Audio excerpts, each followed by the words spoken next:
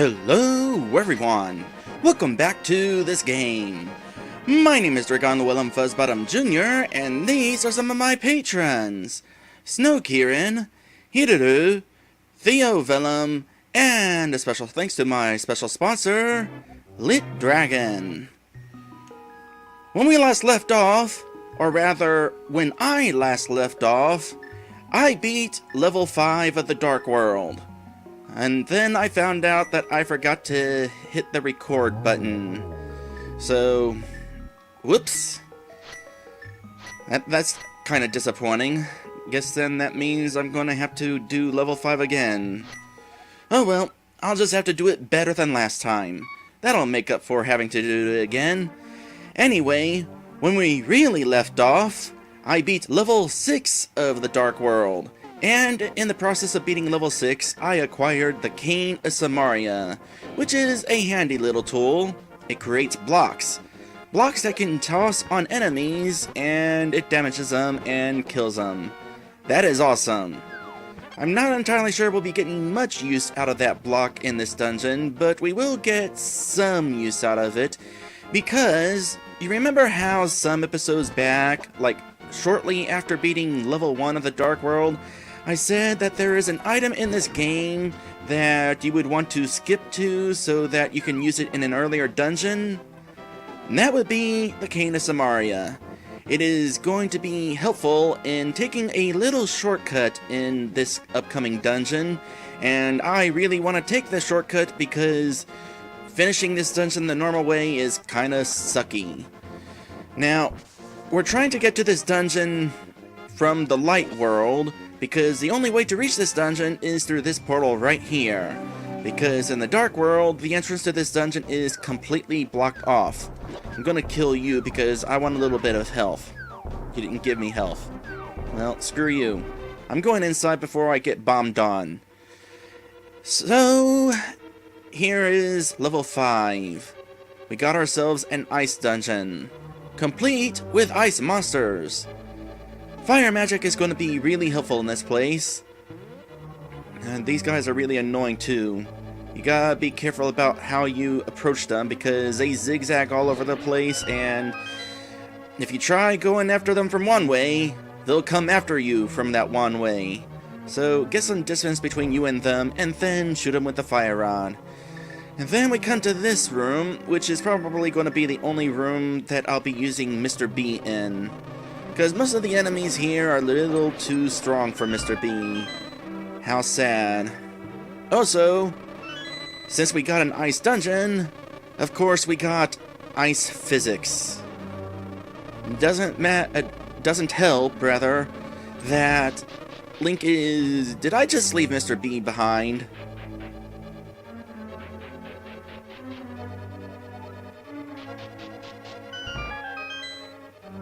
Don't play a happy tune. That is not happy at all.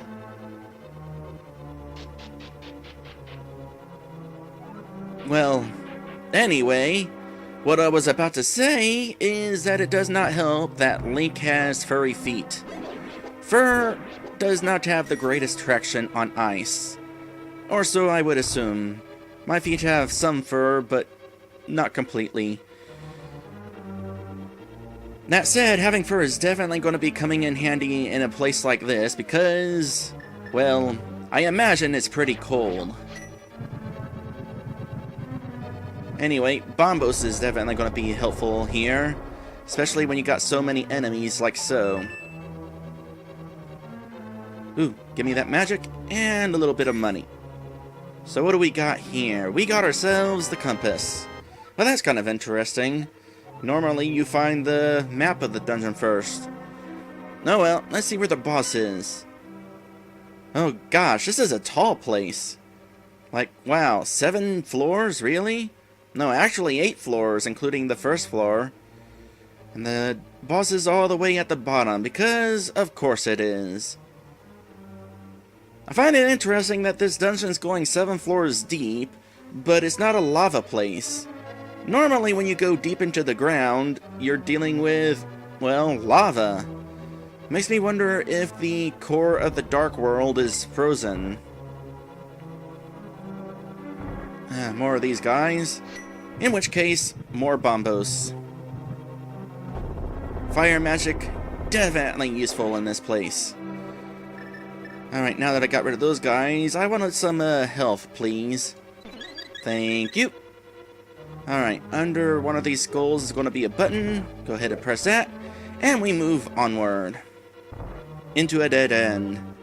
But I wanted to come into this room because, well, we'll be seeing this room later, and I wanted to point it out. Because reasons. Reasons which I shall explain when it becomes relevant. For now, make a mental note of all I have to get through to go from that room and return to that room from the other side. Nope, time for more bombos. That is not bombos.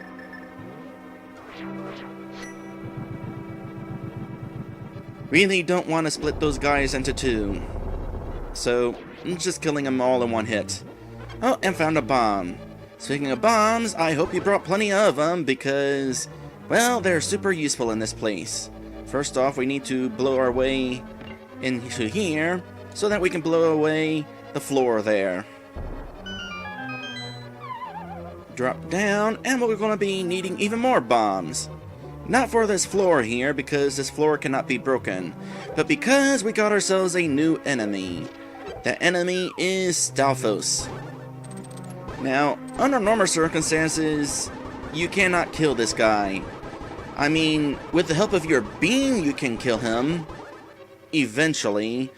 But if you don't have full health, then you really only have one other option, and that option is to just blow him up. Honestly, it's much more efficient to blow him up anyway. And then comes this room. Time for my magic cape. Now, the magic cape takes up more MP than the Cane of Burna, but here's the thing. If I bump into these spikes with the cape, I don't get knocked back. If I bump into the spikes with the Cane of Burna, though, I do get knocked back, even though I don't take damage. And knockback is annoying. Alright, time to get through here. What is a fire bar doing in an ice dungeon? That is something that hasn't even occurred to me now, and I've already played through this dungeon 3 times. Alright, pop on up and die. It's too bad they don't drop anything. Oh well, got a little magic out from under that skull. Speaking of magic, it's that time again.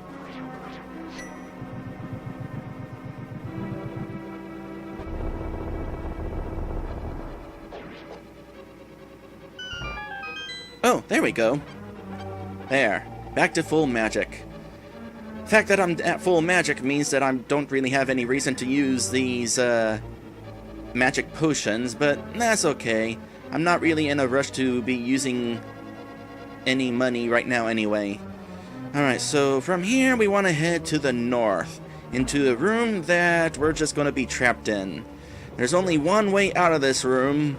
Can you guess what it is? I'll give you a hint. It's not through the door. We actually want to drop one down. And, oh hey, it's one of these telepathy boards. Hold on, let me kill this guy first. 2 hits from your sword, several hits from your beam. I feel like the beam doesn't grow stronger when your sword gets stronger. Alright, so what does this say? ... Did you forget to remove this tablet, Ryusuta? I don't know if I've mentioned this yet in this playthrough, but the reason that various tablets have been removed from this ROM hack is because the way ROM hacking works, you are not allowed to actually add text to the game. Basically, the game is programmed in such a way, like wired in such a way, I guess, where it has to have the same amount of text before and after hacking. I'm pretty sure that's how it works, because Ryusuta is having to remove text so that she could add text of things like, well, Link being a pink rabbit. It would be nice if she could just add text without removing dialogue and stuff, but that's just not how it works. In order to do something that complicated, you'd have to actually be able to change the actual program, rather than swapping one bit of code out for another.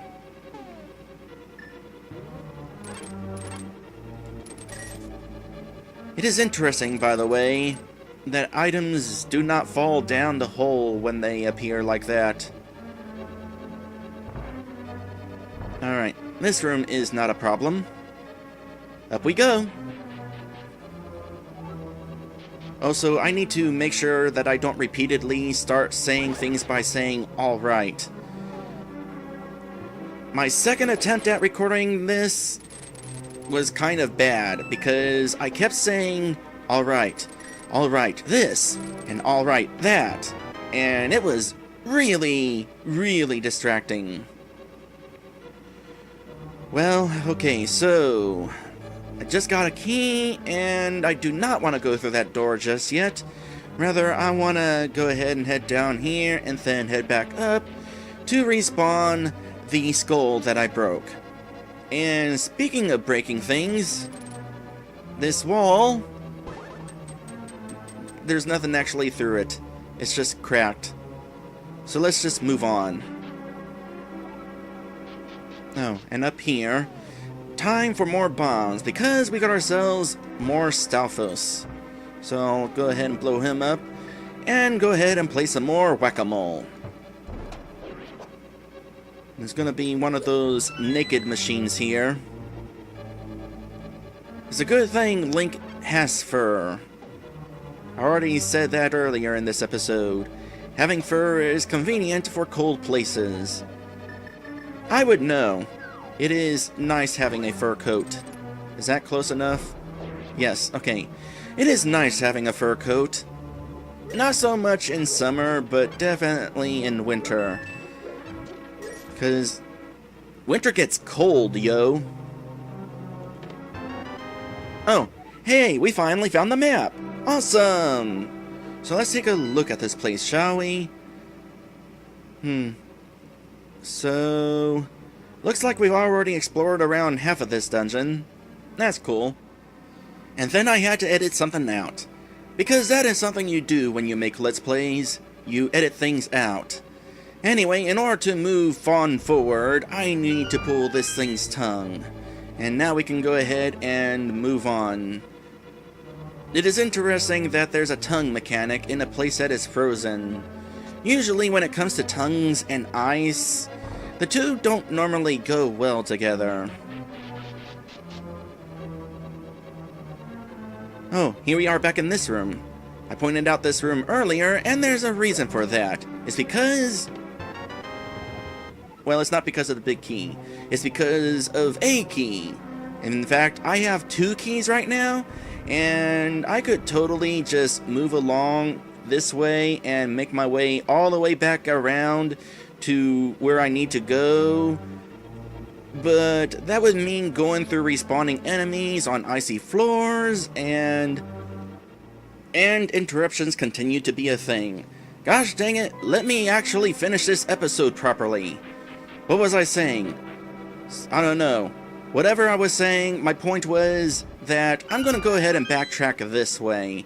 Because, oh yeah, I need to get back to a certain point, and going this way is the easy way. It means along the way I'm going to have to use one of these keys, but that's okay. I'd rather use up a key rather than try to make my way back to normal, or back to this room, the normal way. Now, I could have reached this room by taking the path up there, but it would have meant having to go through respawning enemies on icy floors and having to go through that spiky conveyor belt room again. That is essentially what I am trying to explain to you right now. Now, I'm going to explain to you how annoying it is trying to get onto stairs while walking on an icy floor, and having a fire bar that will hit you while you're trying. Get in there. Get in there. Get in there. There we go. When I get the chance, I need to show something off with the magic cape while you're on ice. We'll see if I can actually remember.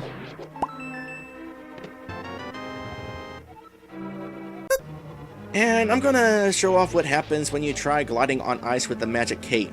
So here's what it looks like normally. Kinda sucks. But if you use the magic cape,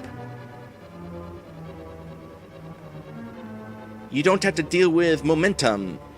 It's also really hard to actually steer anywhere, so I wouldn't really recommend the magic cape.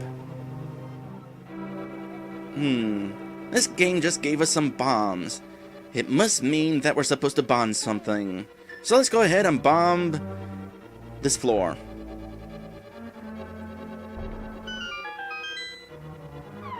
And down we go, and we find ourselves at a big old chest. What's inside the chest? You found the blue mail. This armor reduces the damage that you take from enemies. But does it clash with your fur color? Well, I don't know. Let's find out. No, actually, it's not bad. The blue with the pink fur kind of gives Link a cotton candy look. I like it. Alright, let us move on. And not segue by saying alright anymore. Oh, hold on a sec. Get rid of you. So, here's this room. This room is a room we'll be visiting a few times. Now, had I not used that key to take the easy path to backtrack, I could make my way straight to the to the boss here, thanks in part to the help of the Cane of Samaria. However, since we did use that key to get back to that point during the easy way, I can talk sometimes. And now I lost my train of thought. Let's just go this way. Oh, there's a key. With this key, I could totally backtrack to that previous room we were just in and make my way to the boss of this dungeon. But I'm not. Because, well, this is a 100% run. Or at least as close as I can get to 100%. I mean, I don't necessarily know if I'm finding all of the money treasures in this game, but I'm at least getting all of the pieces of the heart. Now let's get out of this room before we burn our tail. I've never actually done that in real life, but I can't imagine that it would be particularly fun.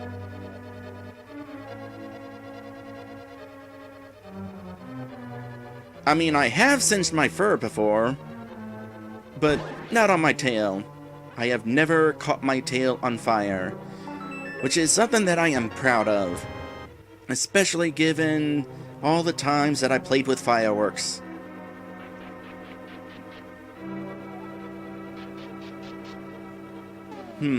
I think I'm gonna be using bombos for this room. Go ahead and draw out a whole bunch of slimes. Watch out for that guy. And time for bombos.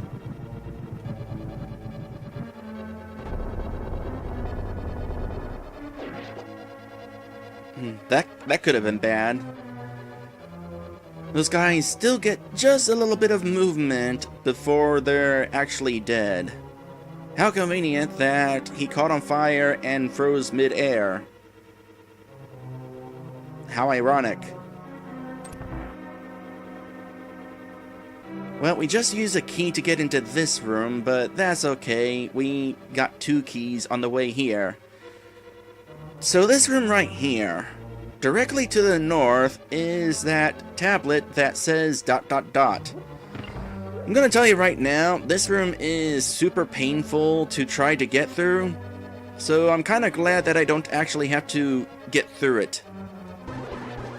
I can just go through the north exit when I'm in the north and not pay attention and get hit by fire when I'm in the south. Let's not get hit by fire.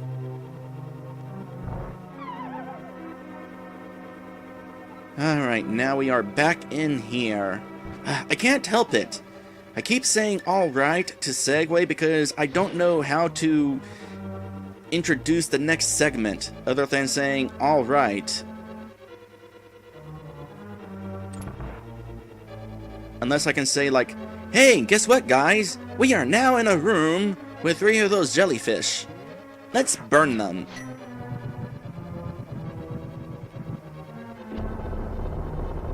It is probably a good thing, though, that I am becoming a little self-conscious about how I'm commentating. Because that means I can try to improve upon myself. And improvement with commentary is always a good thing. Unless, like, you're trying to be bad on purpose. Ooh, watch out for that thing. I can't tell you how many times that thing has hit me, because it always zagged when I thought it would zig. Actually, that's all it can do is zag, considering the shape of this room. So anyway, now we're going into this room, and gonna wanna bombos right now so that I don't get hit by a thing that is trying to chase me. And then we need to deal with that Stalfos there.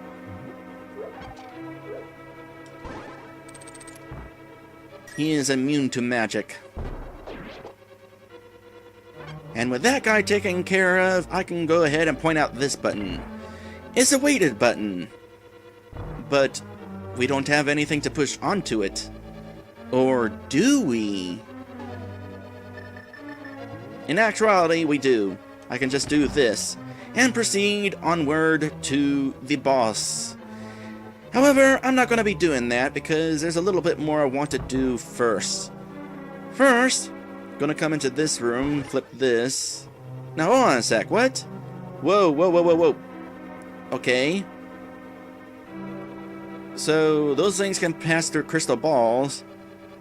Also, those things can hide inside pillars that go into the ground.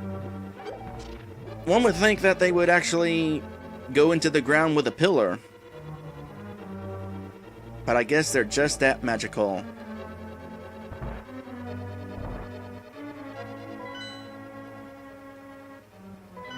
And with another segue of some sort, I am going to say that I am coming back up here to point out what lowering these has accomplished for us. It has allowed us to reach this room. Well, we could already reach this room, but more importantly, we can push this down. What does that do? That puts a block down there with the button, and we can push that block, but not onto the button. You can only push the block so far, and it's not close enough to the button to push it onto the button. So what I would want to do is make my way back around through here with all the respawning enemies, yada yada, and eventually come out the other side to push one of those blocks over there down the hole. Yeah, I don't feel like doing that. Out of curiosity. Well, that fulfilled my curiosity. Now then, I'm gonna go ahead and head in here and drop one of these holes. Drop down one of these holes. So that I can reach a secret room. Full of fairies. I don't necessarily need the fairies, but I just wanted to show this room off. In fact, this room is so secret that it's not even registered on the map. Make note of where I am on the map with the marker, and there's a couple rooms below me, even though there's not a couple rooms below me. And this is because, as far as the game is concerned, that secret room is basically the same room as the one we are in now. That's kind of interesting. Now then, just to demonstrate, no, you cannot push that block over onto this button. So, we'll just do this. And then I'm going to want the Cane of Burna for this next room. And the reason why I want the Cane of Burna is because when I lift this block here up, there's a bunch of enemies under it, and it's kind of annoying Because the moment you pick that block up, those enemies will hit you. That kind of sucks. Well, now with those enemies out of the way, we can get to these, which, a couple items I don't really need. By the way, if you want to get out of this room, pull that tongue. And then, don't ram the wall, rather actually grab onto the statue to pull it out, and we can go ahead and make our way down here, and down this hole is the boss. So the boss is going to be encompassed in a block of ice. We have two options for breaking into the ice. One option is the fire rod, but it takes too many hits and too much of your magic. So we're just going to go ahead and use the Bombos medallion to instantly destroy the ice. With the ice destroyed, now we can use the fire rod. But this is where things get difficult, because this guy has split into 3, and while you're trying to attack this guy, you're dealing with blocks of ice that are falling from the ceiling. And it's kind of annoying. Look at that, I actually took a point of damage. That's sucky. Oh well, it's not too bad.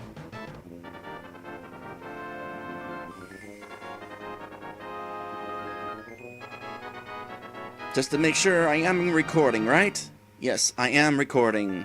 So I can safely say that we are officially done with this dungeon. Thank goodness.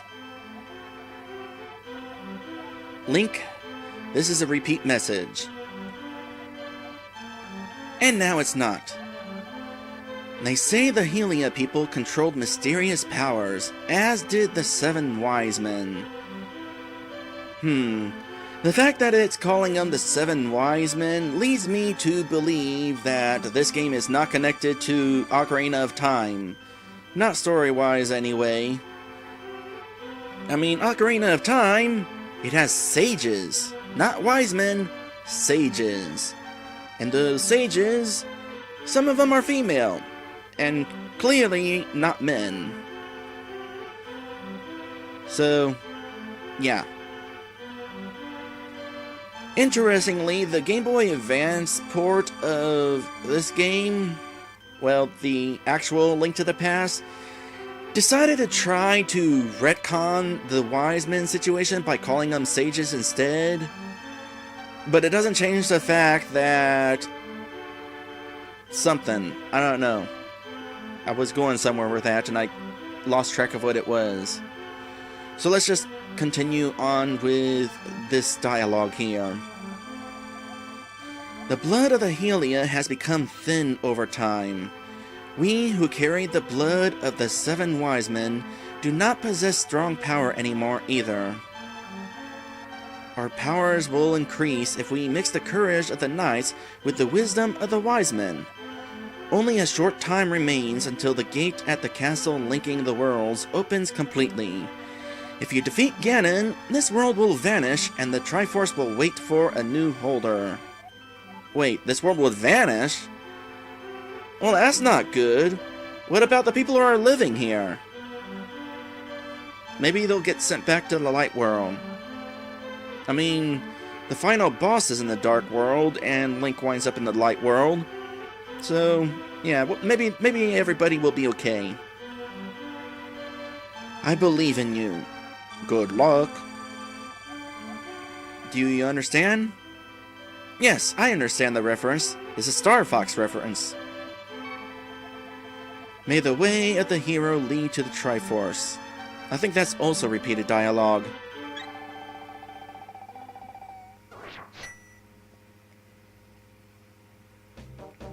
And with that, we are about done with this episode.